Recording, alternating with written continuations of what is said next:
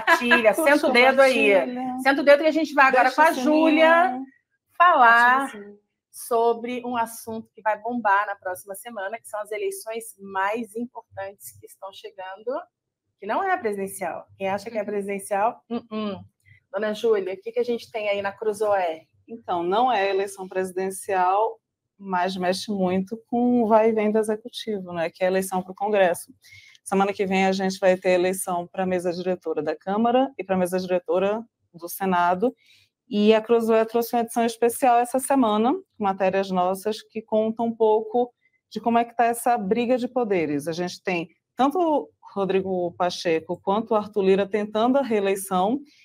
E se a gente volta um pouquinho no tempo, a gente vai lembrar que há 2 anos, Marisa, 2 anos atrás, a gente também tinha Rodrigo Pacheco e Arthur Lira disputando as mesas, só que com o apoio de Bolsonaro.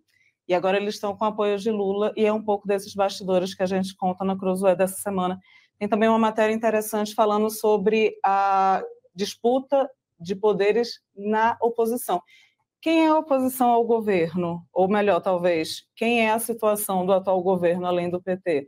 Tudo isso está na edição dessa semana e a gente pode conferir lá. A Marisa também fez uma matéria interessante que traz um pouco do perfil dos 2 candidatos.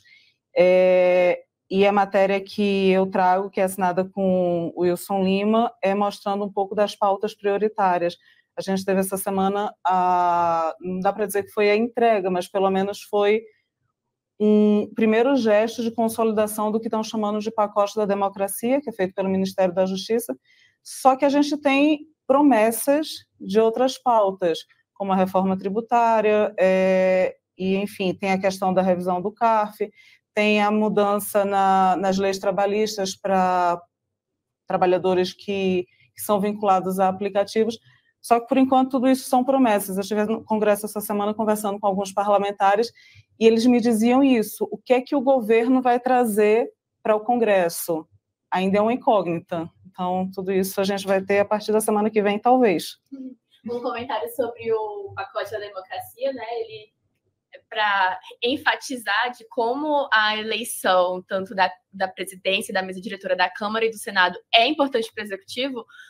Os parlamentares já estão conversando sobre esse pacote da democracia e questionando várias das medidas que foram já antecipadas pelo ministro da Justiça, Flávio Dino, inclusive sobre a MP que viria aí para regular, né, de certa forma, as redes sociais e obrigar a exclusão de certas publicações consideradas golpistas em até 2 horas. Então, parlamentares ali que trabalham com a economia digital já estão se posicionando e, com certeza, ainda vai vir muito pano pela frente sobre o assunto. Né? Inclusive, isso foi até um tema de uma conversa que eu tive, Marisa, essa semana com uma pessoa ligada ao Ministério da Justiça, que me confidenciou que havia um certo receio de modificações nesse pacote.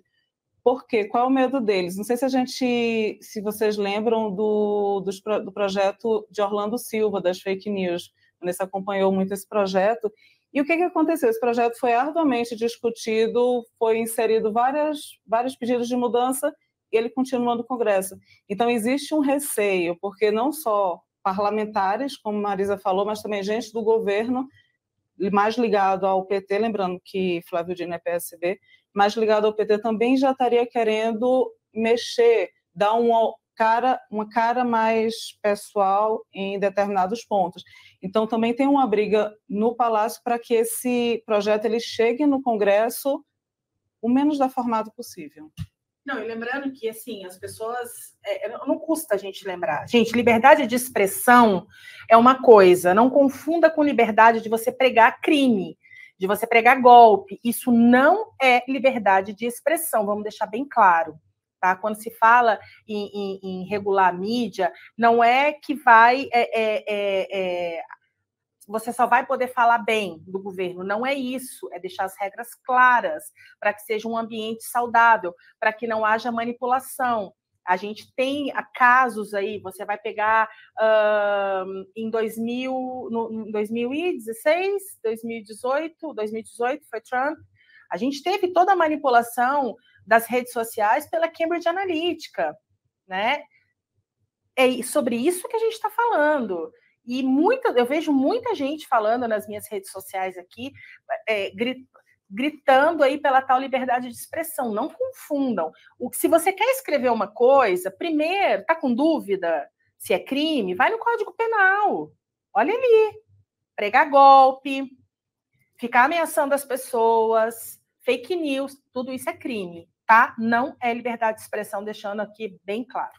E só para enfatizar, né, a importância do legislativo para o executivo, também vão vir aí várias reformas pela frente, né? Promessa dos ministros, reforma tributária, reforma administrativa, na verdade. Não sei se eu estou me equivocando. Seria, no caso, a reforma tributária e a reforma do arcabouço fiscal. É o novo teto fiscal que eles pretendem entregar. Que hoje foi, inclusive, sinalizado pelo secretário do Tesouro que eles querem enviar essa reforma do arcabouço fiscal para o Congresso Nacional até abril. Então, ele também quer trabalhar no meio de campo aí com o Legislativo para não ter tanta resistência e algo que trave, né, o andamento dessa pauta lá, até porque eles precisam disso pronto para encaminhar a lei de diretrizes orçamentárias. Exato. Em termos de reforma, que eu ia complementar só é que tem também a promessa ou defesa, não sei qual palavra seria mais adequada, de uma revisão das leis trabalhistas, da reforma trabalhista. A gente teve, logo uma das primeiras agendas no Palácio de Lula foi com sindicalistas, e isso foi um dos assuntos que foi bastante defendido, a revisão de alguns dos pontos da reforma trabalhista, que também deve entrar na pauta dessa volta dos trabalhos legislativos. Está na pauta prioritária do governo aí, no legislativo, né? Essa questão fiscal do governo chamou a atenção no final do ano com a aprovação da PEC do teto dos gastos, ou PEC da gastança, já que houve uma promessa que foi feita em relação a trazer aí um substitutivo para o teto dos gastos pelo ministro da Fazenda. Então, essa questão fiscal está, de fato, como agenda prioritária para o governo e, obviamente, também para o legislativo. Só complementando aí, quarta-feira, dia 1º, é a posse dos senadores e deputados. A gente também fez um programa sobre isso no Meio Dia em Brasília. Estou puxando brasa para minha sardinha, obviamente. Não vou perder a chance de fazer meu merchan aqui no programa. E aqui, hoje, a gente discutiu, na verdade, ontem, sobre esse assunto. Falamos sobre essa questão de como é que seria, quais seriam os entraves. No Senado, a votação, nas duas casas, na verdade, a votação é secreta, tanto para o presidente da Câmara quanto para o presidente do Senado. Muito embora há um favoritismo aí para Arthur Lira e Rodrigo Pacheco, mas os especialistas que estiveram no programa, eles apontaram que, tudo bem que é bem remota, mas há uma margem e há uma possibilidade muito remota de talvez o Marinho ser aí escolhido, mas assim, muito remoto. Eles falaram que isso chama só a fé. Ele falou só se fosse no voto secreto ali, se algum deputado decidisse manifestar, mas eles pontuaram também que os atos do dia 8 repercutiram muito negativamente numa possível escolha do Marinho para a presidência do Senado. Então, eles falaram sobre isso, mas eles falaram também essa pontuação que eu achei interessante, e eles pontuaram também que vai haver um reforço. O Flávio Dino falou também sobre esse reforço da segurança, por conta também do receio e desse clima de insegurança que ainda impera no Congresso Nacional, para o governo também, em relação a um possível ato, muito embora eu acho que agora o pessoal já está bem mais preparado, blindado, a Polícia Legislativa acionou e já pontuou que quer reforço na segurança, então, possivelmente, o Congresso Nacional vai estar aí preparado, blindado, para evitar qualquer tipo de ato na quarta-feira, dia 1º. Agora, tem uma pauta que não está prevista, mas eu acho que deveria entrar, que é um voto de apoio a Luana Piovani. Não é não, dona Vanessa? Então... Gente, ela me proibiu de falar de Luana Piovani. Gente, então, porque é papo bem de mulher aqui, né?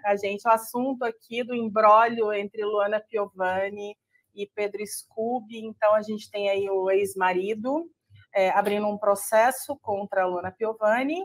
E por que nós, mulheres, vamos falar disso aqui? Porque o Pedro Scooby, então, no seu processo, anexou fotos da Luana, né? Fotos em que ela aparece nua, para poder desqualificar a atriz como mãe, como mulher. E nós aqui, mulheres, nós, do Antagonista, nós repudiamos totalmente esse tipo de iniciativa contra uma mulher, contra uma mãe, principalmente quando o ex-marido era quem fazia fotos da Luana nua e fazia questão de postar nas suas redes sociais para poder exibir a Luana como um troféu, né? Então, aqui na bancada feminina aqui a gente não ia falar nisso, é porque a conversa ficava aqui em off e a Júlia está aqui, olha, vou falar. Prioritárias para 2023. Mas é isso, é o nosso total repúdio a essa... atitude, né, e respeito também por mulheres que passam por isso. Exato, e respeito ao trabalho dela, não é? Porque ela trabalha com a imagem dela. Né? E quando a gente pensa nisso, e eu falo também enquanto mãe, e eu sou mãe solo, né? Então, acho que eu, mais do que ninguém, tenho espaço de fala aí para comentar esse assunto. A gente sofre muita retaliação. Primeiro, a gente sofre um preconceito imenso quando a gente pensa que a gente é mãe solo. Então, o pessoal já enxerga a gente como, ela é mãe solo por quê? Porque ela é mãe solo. E Luana é mãe solo. Ela é mãe solo também. Solo. E mãe solo de 2, né? Eu tenho um filho só. Então, de 3? De 3, é verdade. É verdade. Eu tenho filho, sou mãe solo, e a gente sofre um preconceito gigantesco quando as pessoas veem que a gente é mãe solo. Por que mãe solo? Porque teve um filho fora do casamento, ou teve um filho do casamento que separou, como isso categorizasse a gente. E não bastasse o preconceito que a gente enfrenta na sociedade enquanto mulher, quanto mãe, e agora enquanto mãe solo, que é o meu caso, a gente ainda tem que enfrentar aí um tipo de exposição que é desnecessário. Eu enfrentei isso também enquanto mãe solo, então...